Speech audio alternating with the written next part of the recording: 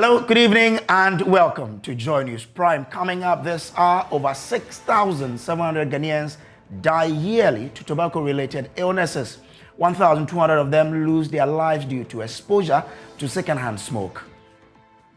Also in this bulletin, level 400 students of the University of Education in Winneba demonstrate over their cumulative records. Also, 3 more KNUSA students remanded to police custody over Katanga County clash. They are doing their work and we are also doing ours, so I wouldn't blame them. We tried hard, but the bill was not granted. Fresh calls within the governing New Patriotic Party to elect a flag bearer early and give the person enough time to campaign ahead of the 2024 election. My view is that let's hold the superdelegates as early as maybe next spring, March, thereabout. Give them 4 or 5 months to campaign the country. By August, when Parliament is on recess like this, we vote for the both parliamentary and presidential. Get it out of the way. Now let's begin on a scary revelation that more than 6,700 Ghanaians die every year from tobacco-related illnesses. Out of this figure, 4,422, representing 66%, die prematurely under the age of 70 from tobacco-related illnesses. Also, a total of 1,206, representing 18%, lose their lives to tobacco-related illnesses due to exposure to secondhand smoke. Let's share with you some facts that the authorities have released with respect to tobacco use. Now, more than 6,700 Ghanaians die annually from tobacco-related illnesses. This means that 18 persons die every day from tobacco-related illnesses. 4,422 die prematurely. Out of this figure, representing 66%, die prematurely under the age of 70 from those tobacco-related illnesses. Again, 1,206, representing 18%, lost their lives to tobacco-related illnesses due to exposure to what they term as secondhand smoke. According to the United Nations Development Programme, UNDP, Ghana is losing 668 million cedis every year due to tobacco use. It is estimated that investing now in tobacco control measures will prevent more than 20,000 deaths and avert 1.3 billion cedis economic losses by 2037. Now, the Chief Executive Officer of the Mental Health Authority, Dr. Akwesi Osei, joins us live on the telephone line for a conversation on this. Doc, thank you so much for joining us. How troubling is this development? Yeah, thank you very much, Joe, for inviting me, and a good evening to you, your panelists, and your cherished viewers or listeners, as the case may be. Now, this is troubling. What makes it really troubling is the fact these are really preventable deaths. The fact of death is inevitable. We will all die. But the death that we can prevent so that people can live long enough for them to bring out the best in them, to support other people, to bring their productivity to help all of us. If such a death happens through a method that is wholly preventable, then that becomes serious. And that is why this phenomenon is really serious. It's been described as a public health problem that needs to be tackled. What do you think could be the factor impeding Ghana's fight against tobacco use? Well, I must say, and I must comment all of this, that in natural fact, people who are probably old enough, if you look back into the last 20 years and now, there's a remarkable reduction in tobacco smoking. So that one, we've done well. We have the Ministry of Health, Ghana Health Service, we embarked on massive public education to make sure people recognize that there was really no good in tobacco. On the other hand, there was everything bad. So it reduced, it's gone down. But what is left is still significant enough. And your question is, what makes it difficult for us to control all that? It's an addiction. Once you get addicted, it is a disease. It's a chronic, relapsing disease of the brain. So once you are addicted and you have the disease, it's not enough for us to advise you. Granted, some people, about 70% of people, can quit if they are simply advised, agreed. But the other 30% cannot quit because the addiction, that which binds them to the body, to the nicotine, is so strong that it's difficult for them to free themselves from it. Tobacco contains over 4,000 chemicals. A lot of them are carcinogenic. They cause cancer. But the nicotine in it, which is a particular substance, That is what gets you addicted. So you take one joint of cigarette, and then it excites some portions of the brain, and you feel happy, you feel excited. If you are depressed, it goes out, and that encourages you to take more. And as you get more, you get addicted. So the addiction of it, that is one reason. Two is that now global village, whatever happens elsewhere also happens here. People see it, and as you see these films, their heroes uh, smoking in the smoking spree, they think, yeah, that is the real life. So especially the youth, that they get onto that and they get addicted. So these are many other reasons. Indeed, we just need to recognize that, and we should massively educate the public to get themselves off it. Now, you talk of addiction there. The rating on the thing, smoking can be harmful to your health, but people still do smoke. So how can we cure this addiction? In fact, we want that statement that smoking can be harmful to change into smoking is harmful. But now there is incontrovertible evidence that it is harmful. It actually causes lung cancer. So I'm sure that if anybody comes out with an advert on the tobacco stick that tobacco can be harmful, FDA will not take it kindly. Tobacco is harmful. Now your point is that if it's harmful, why do people still take it?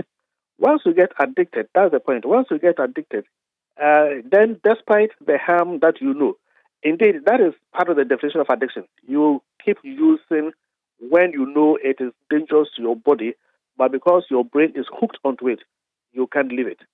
That is fundamentally the aspect of addiction. So we need to set up various addiction treatment points and treat people who want to get up. And even health personnel, anytime anybody comes to the hospital, just a simple question, do you smoke? Do you want to stop? That can take about 30% of smoking of tobacco. To be handled by experts. Do we have the requisite number to be able to then mount these centers you're talking about to help break this addiction? Unfortunately, not as many as you'd want. But the point is that all health personnel, all health workers, nurses, doctors, everybody, if we take our mind to the fact that we can do some education, as I said earlier, that little education, that question, do you smoke? Why wouldn't you want to stop smoking? That can do a lot. So that those who really cannot quit on their own, then you will require the experts to handle them. So many of the cases could simply be handled by any health worker. Interesting. Sometimes there's a cliche of that also impacting on the mental health of people. How is that also related? Addiction itself, by the way, addiction is as I said earlier, is a chronic relapsing disease of the brain. Addiction to tobacco in itself will not bring you mental illness, but it predisposes you to other mental health conditions. For instance, you smoke tobacco, and then a time comes it is not enough. You want to go on to other drugs, the cannabis, and then a time comes the cannabis is even not enough. You want to go on to other drugs. So tobacco is considered a gateway drug. So by and by, not everybody, but many of them will proceed to other things that will harm them. But apart from even bringing about mental health issues, if the tobacco brings about your lung cancer and other conditions, eventually it can also affect your mind. What do you want to see happen going forward? Well, if I had my own way, tobacco should be banned.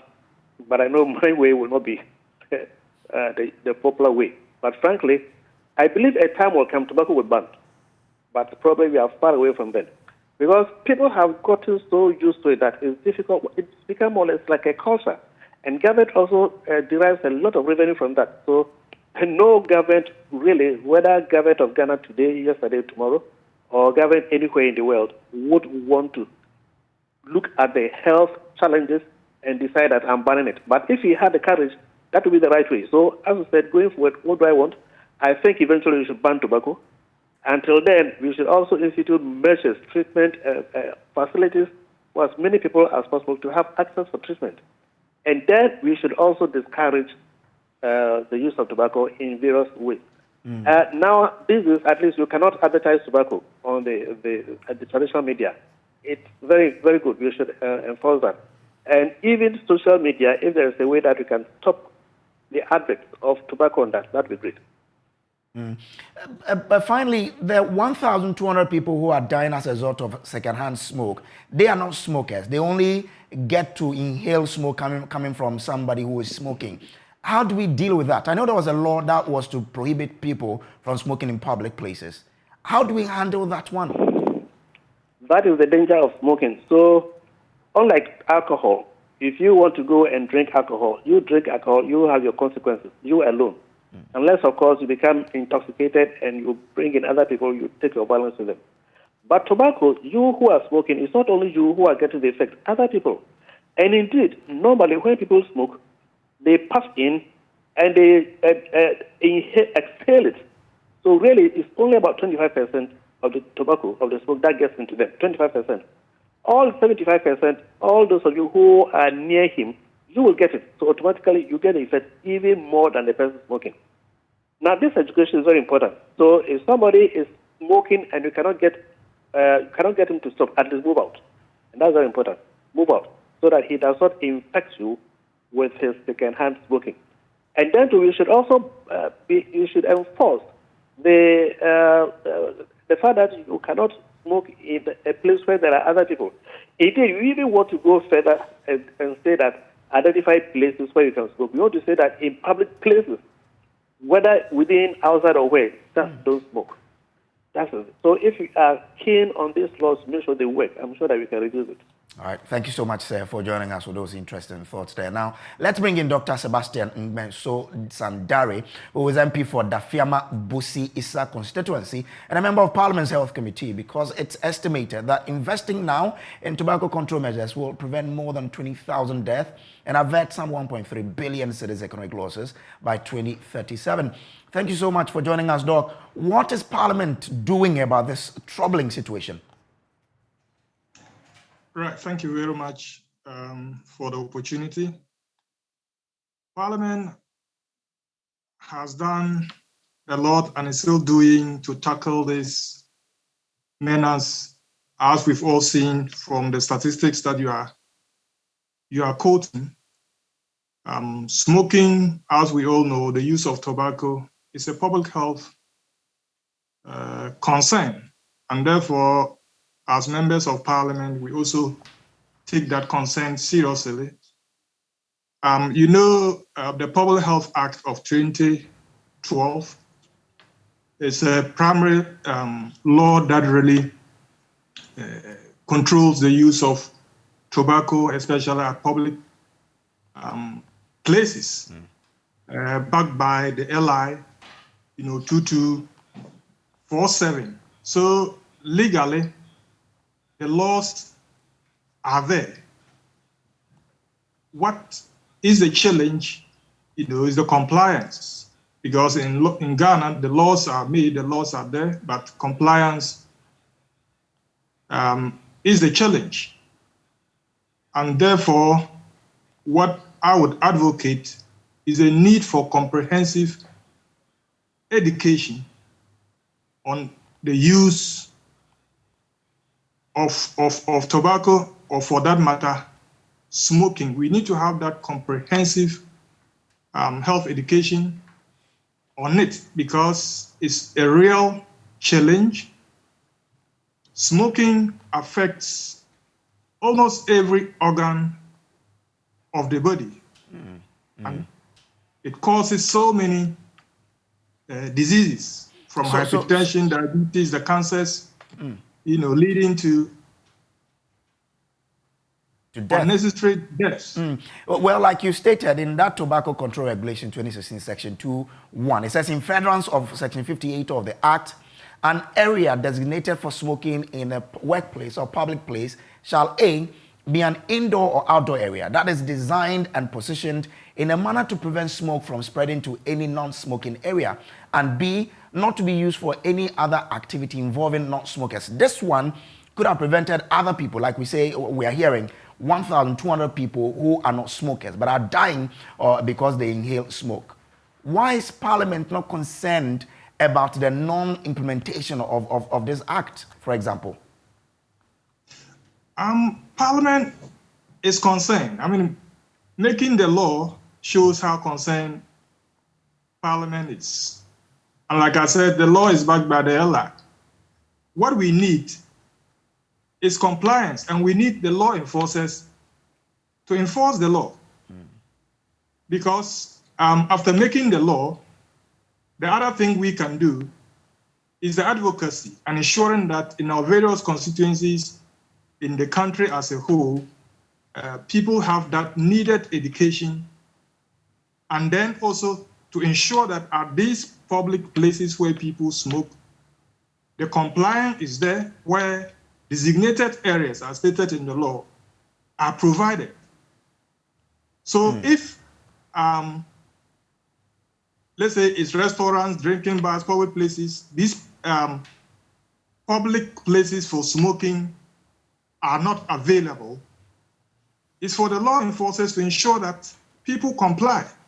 Okay. And then for those of us, the public, to take our health into our own hands, so that you don't say that because there's no provision for smoking, you are sitting among people smoking and you keep quiet. Okay. It is your duty, Doc, to let somebody breaking the law to know that.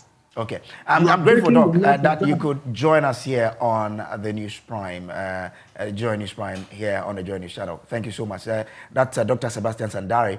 He is a member of Parliament's Health Committee. Now, there are fresh calls within the governing New Patriotic Party, NPP, to go for an early Congress to elect the flag bearer of the party ahead of the 2024 elections.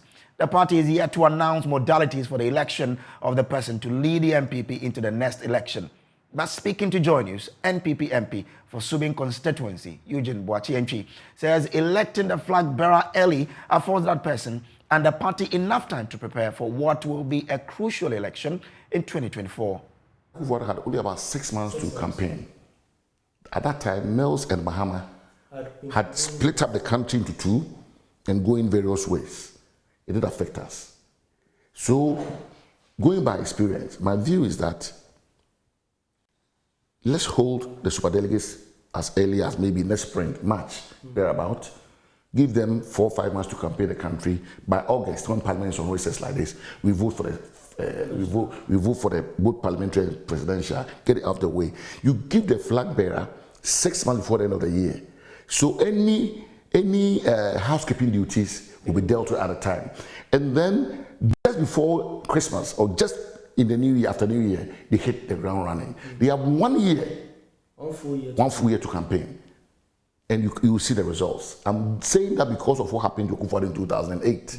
You see, I tell you, examples are abound. It's only because when people are not looking, when people are so myopic, when people tend to forget that all the trend analysis are there. So what do we do? How do you apply this? How do you do this? Then they keep saying, why can Kufuor be a lame duck president? Even if we to hold the primaries next year, March, he will still not be a lame duck president. He still has the mandate of the people to run as president, or to carry on as a president. The most important thing is that we must look the party. Kufuor will not be a candidate in 2024. Right. So whoever the candidate will be at the time is the one we should be aiming at selecting, partnering the president in terms of all these regional tours that the president is doing. When he's going around, he will be taking this presidential candidate with him to the regions, to introduce them to the chiefs, to introduce them to the stakeholders and what have you. This is the kind of thing we need. So what people say about lame duck, I'm not too sure how an executive president can. Eugene Boachi-Ntwi is, however, cautioning leading members of his party to desist from endorsement and other actions that will make it difficult to unite ahead of the 2024 elections. He has been criticizing his colleague MPs who are already backing other candidates for the MPP's flag bearership position, warning it could fracture the party's front. I said we must be guided by tradition. I keep saying, if you support somebody, I was able to be a vociferous campaign for candidate Kufuor at the time because I was not an MP. If I had been an MP, things would have been different. Now I'm an MP, and having followed candidate Kufuor for almost 2 decades, I know what goes into an election, I know what it takes, I know sometimes what the delegates are also thinking in terms of the selection.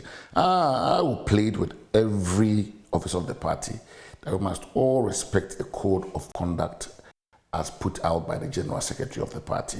we must support the General Secretary and the newly elected executive to do their work, right? If you want to support A or B, it's a matter of preference. Nobody can prevent that. But to openly endorse or to openly support somebody, you must be careful, because if the person doesn't win, then where does that leave you? Where does that leave you? You understand? Right. And I've kept saying this because I don't want to mention it, but all the aspirants, all of them, apart from one or two, maybe older brothers of mine, all of them are like avuncular figures in my life. I know all of them. Yeah. So it's very difficult for me to go out there and do something against one or the other. Now, level 400 students of the University of Education, Winneba, have demonstrated against school authorities for not updating their cumulative records for the past 3 years. The students say as a result, they are unable to track their academic performances. The final years are expected to graduate in 3 weeks, but don't know their grade point. They demonstrated with three branches on the North Campus and prevented vehicles from entering the campus.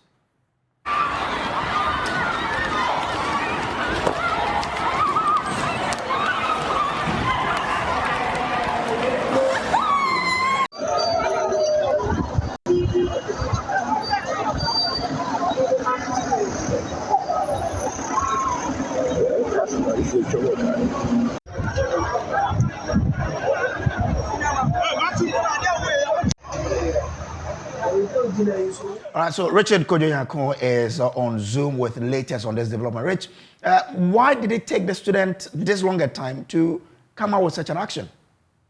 So, Grace, it's been a major concern for the students, and not only the level 400, but for the other year levels as well. They've been complaining that after the end of the semester, they want to check how well they have performed, but I mean, that is not really possible. And so the level 400s, some of them are applying to schools outside the country. They are seeking scholarship, but really they do not know the level they are.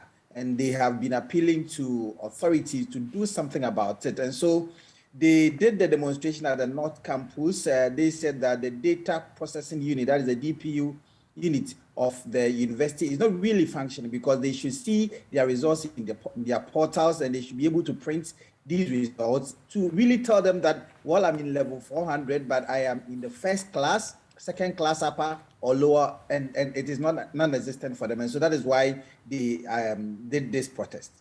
So what has the school been saying? Because how are they promoting people? Was it on a wholesale? Because we all know that the great point is to tell whether someone is repeating some courses in a year or not.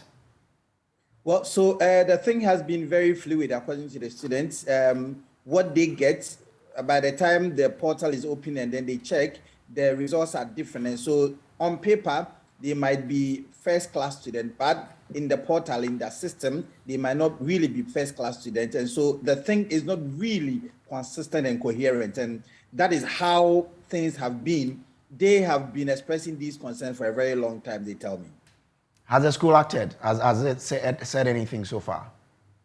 As a result of the chaotic nature, the school has not been able to respond to that. As you could see in the shots, the mounted roadblocks, I mean, they prevented people from entering and all of that. The police found it very difficult to control the crowd, and that is what resulted in the throwing of tear gas to disperse the students who were demonstrating. That's my colleague Richard Kojo Nyako there. Let's still stay with the tertiary sector, because 3 more KNUST students have been remanded to police custody over Katanga Kunti clash, and the student of the University of Science and Technology were remanded in connection with the recent violent clashes on campus. This brings to 5 the total number of students arrested out of the 62. Love FM's Emmanuel Brightquake, who was in court, says the students were charged with rioting and causing unlawful damage. Friends and family of the 3 could not hold their tears after proceedings in court. They came to court hoping the accused persons would be granted bail. Lawyers for the accused persons prayed the court to grant bail for their clients to allow them sit for the ongoing examination at the university. Prosecution, however, argued the suspect could tamper with police investigations if granted bail. The Asokare Mampon District Court had issued warrants for 62 persons suspected to be involved in the recent violence on the KNUST campus. Her Worship Hilda Esther Rioter who presided over proceedings, ordered the prosecution to make adequate provisions for the student to sit for the ongoing examinations while they stay in custody. Defense counsel were, however, unhappy with the court's decision. Elvis Ofori is counsel for the accused. Well, they are doing their work and we are also doing ours, so I wouldn't blame them. We tried hard, but the bail was not granted. He was, however, skeptical the suspect would be allowed to sit for exams. We have our doubts, but once it's a court order, they have to oblige. Head of Legal and Prosecution at the Ashanti Regional Police Command, ACP Kofi Blagoji, however, assured compliance with the court orders. No, the court is saying we should make adequate provision for them to get the exams written, so we shall do that. The three suspects, Emmanuel Apia Amoa, Eugene Nyamisi, and Kwabna Kwatin Ameniampong, are slated to reappear in court on October 4, 2022. For Joy News, Emmanuel Bright Kweku reporting. So watching Joy News Prime, Alba Kumsen is ready with this week's edition of Joy News editorial. Go to schools upon schools and I speak with the students. And when I finish speaking with them, I'll say, do you have a question for me? No hand goes up. A hand is just to go up. In all my encounters in Ghanaian classrooms, we have tamed the children. This video of Ghana's education minister has gone viral because he diagnosed a big problem with bullseye precision. I agree with Dr. Yawe Duchum. Our minds have been tamed. In our schools, the sharpest and brightest students are those who have great memories and recall. You all know those who can chew, pour, pass, and forget. Many have been trained to be obedient and never stray from what the teacher instructs. Many of our teachers just want students to regurgitate what they are taught. Those who dare to be different are branded as too known. That is who we are as a society. We sometimes stifle people who are different and hate on them. So thank you, Dr. Yawe Duchum, for reminding us that we can't memorize ourselves out of poverty. At my age, I have many definitions stuck in my head. Recently, my colleagues were reciting definitions of things that they learned in science class when they were in junior high school. Matter, pollination, photosynthesis, and many other terminologies and definitions. They did this without missing even a word. They still remember these things to date. I mean, root learning has taught us to always look back at what someone else had discovered and not challenge us to look for new ways of doing things. We need great reforms to change our education structure. So yes, we absolutely agree with you, Mr. Minister. But for the system to change, you, Mr. Minister, must lead the change. You were in the deputy position and now you are the substantive Minister of Education. So we expect you to do more. And by more, we expect assurances that you make to be fulfilled. A case in point is the promise you gave to provide textbooks for our children. As I speak with you, distribution of textbooks is ongoing around the country. And some places have moved from the region to the district. In some places have gone from district to the schools. I am within my assurance period. 6.4 million textbooks have been produced and distributed. Schools and research, by the time they come, will have the textbooks for use in the classroom. Well, despite these promises, 3 years after the government introduced a new curriculum, not all schools have received textbooks. Other countries can send people to the moon, but we can't send simple textbooks to our students. Mr. Minister, the basic schools capitation grant has also not been paid, so teachers and headmasters have been forced to innovate. However, I mean, they can only innovate to a point. Who have utilities to pay and everything. So these are the things. And we are not to charge the children. We are not collecting any money from them. So look at how we are going through as heads. It's not easy. Most of the heads are using their personal money. Most of the heads. You see, we have been told not to pre-finance. Now, my school, I have prepaid. So do I have to sit down for the lights to go off? That is the question. These are also pressing issues that must be fixed with urgency. We're not saying that your ministry has not achieved anything or done anything. We only want you to keep to your word. I mean, I recognize your efforts at highlighting science, technology, engineering, mathematics, or STEM. We recognize your insistence on the licensure exams for teachers because they keep teachers on their toes and sharpen their knowledge. Many of us were moved by your speech. We all want to see radical changes. Reform must begin in teacher education colleges because they are the people who will carry out the reforms that we desire in our classrooms. We want to encourage interaction. We want students who will ask provocative questions, be creative and innovative, and find solutions, most importantly. As the popular phrase goes, innovate or die. We don't want our future human resources to be trapped in antiquated practices. So all we ask, Mr. Minister, is that you lead us well, and we'll follow.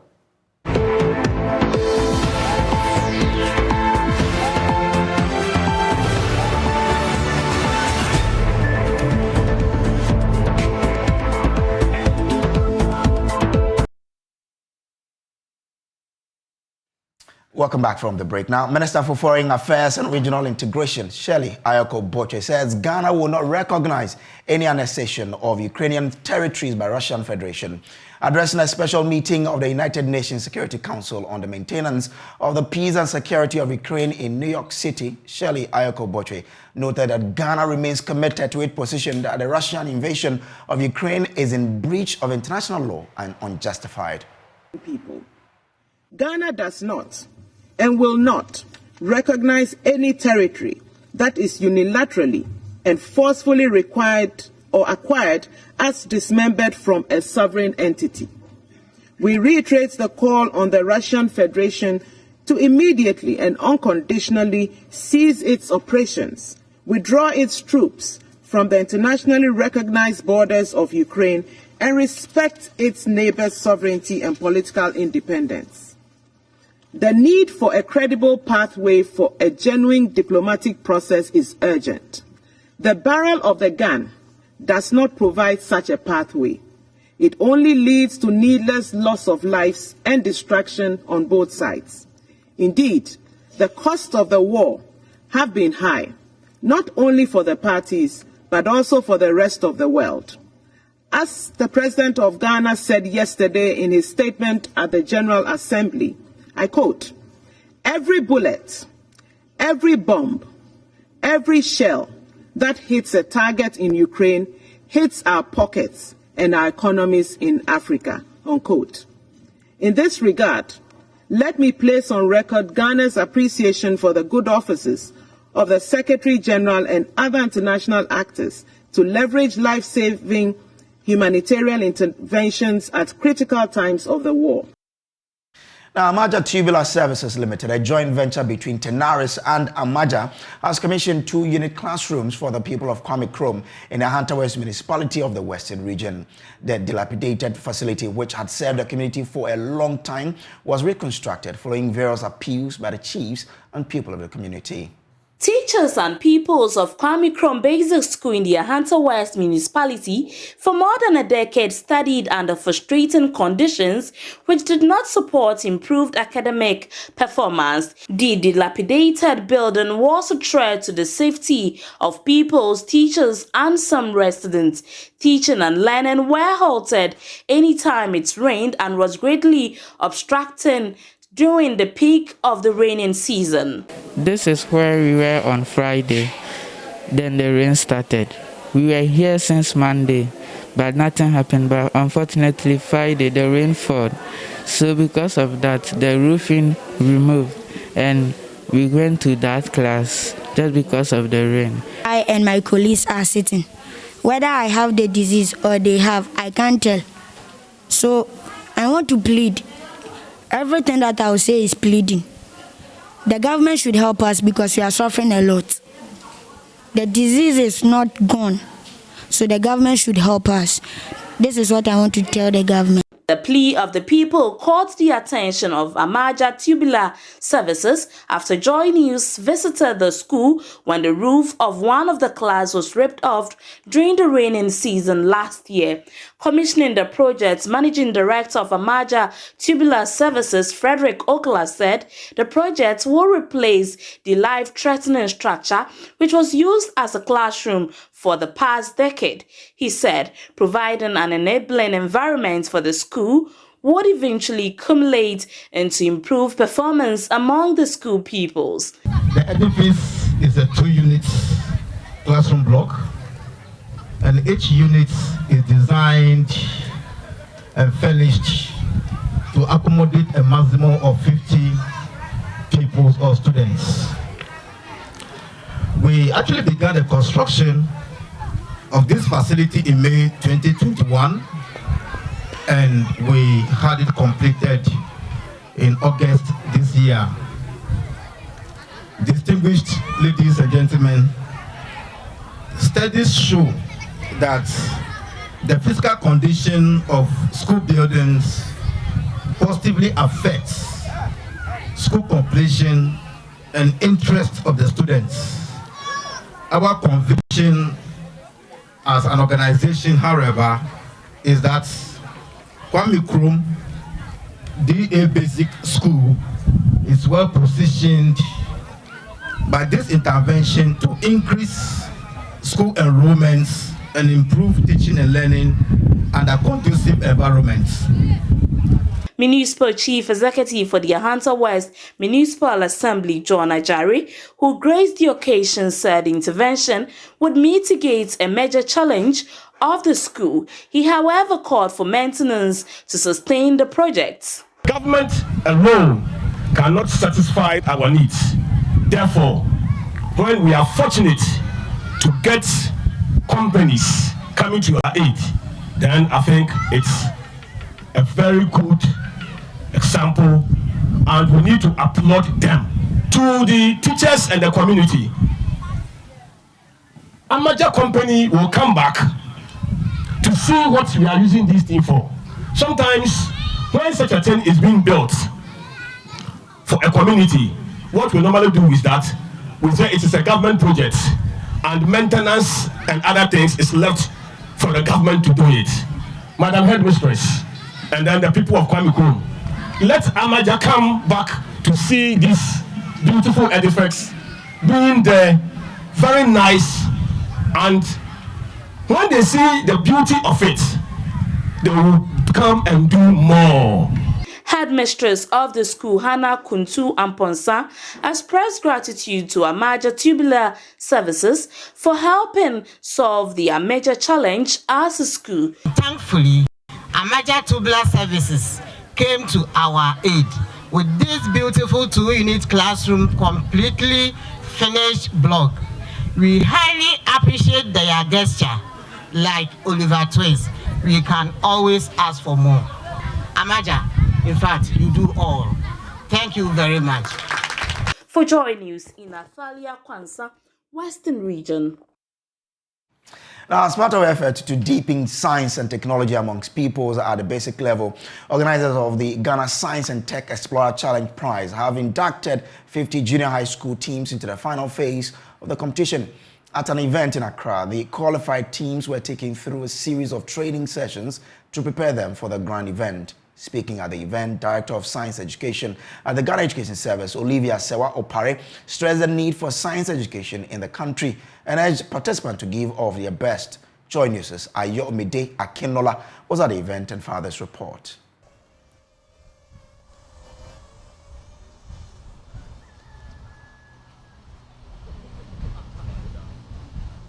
The competition was open to all junior high schools with a focus on public schools to provide students there the chance to discover their talents and skills, raise the standard of education and provide access to those who might not otherwise have it. In order to advance to the final challenge, which would span for 7 weeks, the 50 finalists team of 4 to 6 students, 25 from Greater Accra and 25 from the Ashanti region, had to identify a problem in their community, then build and present a STEM solution prototype for the problem. The induction was a training program where students were split into groups of 4 and interchanged at periodic intervals. Each group had a mentor who put them through some workshops to get them ready for the challenge. The group workshops included drone flying led by Ghana Flying Labs, entrepreneurship led by mentors with specialty in different skills, STEM-based education and team building sessions. The app connects to the drone. Okay, you don't need data. You don't need data. You only need data if you have to load a map. Yes, the tape.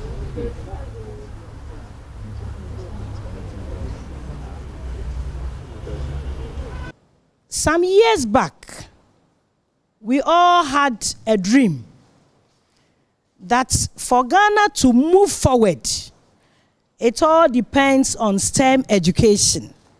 How can you, as a student, make the water clean for domestic use? And that is a challenge.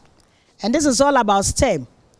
You use all the skills, your innovative ideas, your critical thinking. You see, your creative ideas, and then your research in terms of digital literacy to come out with a solution. And this is exactly what is happening here. Following the induction, students will participate in a number of activities, including visits to organizations, mentoring sessions with finalists and their mentors, coaching from technical STEAM professionals who will help them in the development of their prototypes. Now, some dog lovers and breeders are mobilizing 5,000 doses of vaccines to provide free vaccinations for cat and dogs in rabies-infested areas of the Ashanti region. At least 8 people have died from rabies in just the first half of the year. Outbreaks have been reported in Bosomtwe, Kwabre East, and Asante Akim South, among other places. The pet breeders say they are concerned about the state's inaction over the immunization of the animals. Ohiming Terry of our health desk has more in the following. You're also watching the Joy News Prime. We're live here on the Joy News channel and on the Joy Prime channel. We'll take a quick break. When we return, we'll bring you showbiz. Stay with us. All right, so welcome back from the break. And the lady, Becky Banks, is already here with the latest from the showbiz industry. In the Black Star jersey. You see, Black Star, say yeah. Yeah. We gave form. We are down by 3 goals. But you guys should relax. Yeah. We're waiting for... After all, this is just a friendly game. You know, I don't know why people are making a very big deal about it. We didn't take it that serious. We are coming to train. You know. Yeah, so we are only training. If you're a Brazilian, you feel happy scoring. This haircut, I think, is... But yeah, let's move on from Black Stars. Let's talk about Keche. Okay. You know that Keche has... Joshua, actually, the other half of Keche. He's been talking about his journey into the music industry, into music. He was actually once a basketball player. Oh, interesting. But then, he's tall. Yeah, he's a tall one. Yeah. So he tells his journey. 100%. I wanted to be a basketball player. Yeah, way back. I wanted to be a basketball player. So my uncle was really supporting me, Uncle Charles. May he so rest in peace. Yes, really wanted to support me. So after he died, I realized that because this game, you need a lot of things. And this game takes almost all your time. It's crazy, it's crazy. And with basketball, you need to change your sneakers almost every 2 weeks. Change your sneakers, you need the original, 100% original sneakers, like the Jordans and everything before the Nike, before you can play. So how long have you played on this? Oh, I've played with Shepherd, one of the biggest basketball teams in the base in Tema here. I've played with them for so many. I remember Amma, I remember Swapper, I remember, there are some names. I remember this is actually the place where if you come, you go see rappers, you go see dancers, you go see everything that happened for us. And we say, it brings a lot of memories. Yeah. I came here to record myself because I wasn't a rapper, I was a singer. Okay. And he was a rapper. And I met Andrew. Already, I've known him way back in Takoradi, second year, through his school, St. John Secondary. So when I came here, connecting with him was easy. It was simple. Oh, Charlie, I want me to do some rap for Beautiful. All right. So me and Andrew, we didn't really sit down and be like, let's be group. But because we've known each other way back, I featured him in a song. I was the singer and he was a rapper. And he did a very good flow for me. I did my singing. So me and Andrew, the first time we met musically was in the studio. Joshua right there. So, you know, today is Friday. You don't want to talk about the second the fact that he's coming from Secondary Takrady. We all it adds a bite to it, you know. We know that you're from Secondary Takrady. No, I mean, we thank you. The best comes from the West. But to, you know, all our viewers, we are telling you what is happening this weekend or what you should look out for this weekend. First of all, let's go to London, because this weekend, on the 24th of September, it's a Diana Experience with Diana Hamilton happening live at the Dominion Centre. So if you're in London and you want to, or you're looking forward to something beautiful, just join Diana Hamilton and the rest of the crew. And something that will take you closer to the throne of God. The throne of God. If you want to worship, you have that. Let's go to the USA and talk about Kim Promise. He's taking his 5-star album on a tour in 9 cities. So Kim Promise will be, you know, thrilling fans with his 5-star album. The first one this Saturday is in New York. So if you're in New York, you can pass through and show the brother some love. Let's come down to our homeland, Ghana, where tomorrow Black Star Square will experience the best of music. We have 7 great musicians. We have Stormzy, we have Sarkodie, we have Asha Raymond, we have SZA, we have Thames, we have Jackie, we have Stonebwoy, something that you don't want to miss. Brace, I will be there. I will be there too, because I don't want to miss this for anything. Please, do you have a tag? Because I have my own tag here. No problem, I'll get it before. I mean, it's... And that's my face right there. Exactly my point. No, I'll go with you. I'll be your hangover. Of course. So the two guys, the two rappers that were on board or are on board the Global Citizen, we have Sarkodie. Sarkodie released a song. The tag, like I have it, you will be live on Joy Prime and Joy FM. Please get in touch. So you've been briefed about the things that you can do tomorrow and this weekend. By Sunday, you'll be tired. So we'll come back on Monday and talk about everything. That's it. So, I mean, if you lose out, watch Joy Prime. Joy Prime. Get it. And that's how we wrap up today's bulletin. There's more news on my Joy Online. You have somewhere to go this evening now? Well. Let's relax for tomorrow. Okay. So up next is Prime Business. Stay.